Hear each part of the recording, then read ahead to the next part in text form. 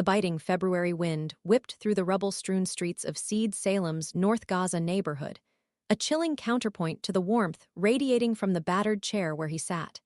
His eyes, brimming with unshed tears, reflected the devastation surrounding him, a stark landscape of shattered concrete and twisted metal.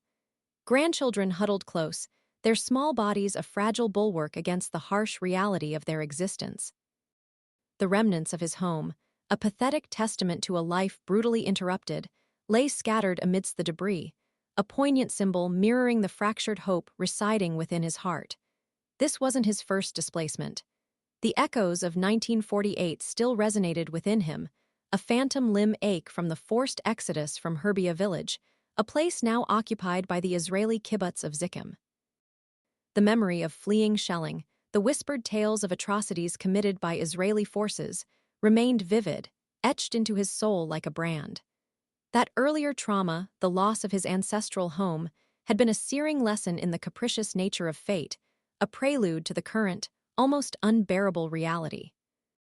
Barely a week after Salem had tentatively begun the daunting task of returning to the remnants of his life, a jarring announcement echoed across the world, a cruel twist of the knife in his already gaping wound.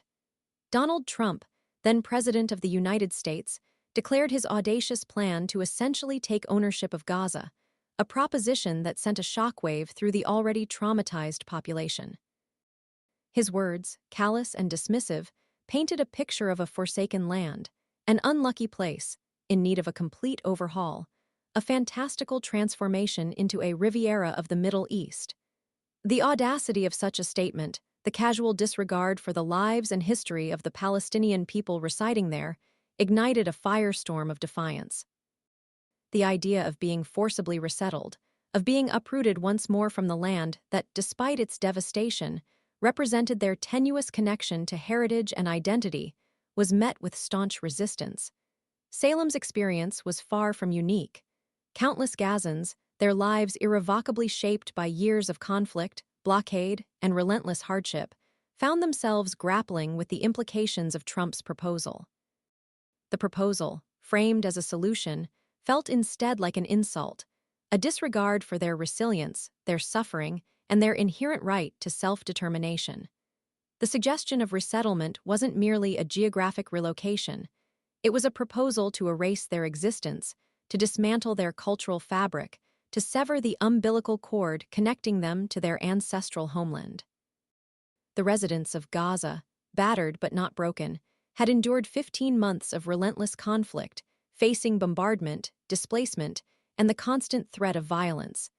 They had rebuilt their lives time and time again, rising from the ashes of destruction, only to be confronted with yet another challenge, another attempt to erase their presence from the very land they called home. The echoes of Trump's words, laced with paternalistic condescension, served only to harden their resolve. The idea of accepting a resettlement plan, no matter how appealing it might have seemed on the surface, was fundamentally unacceptable.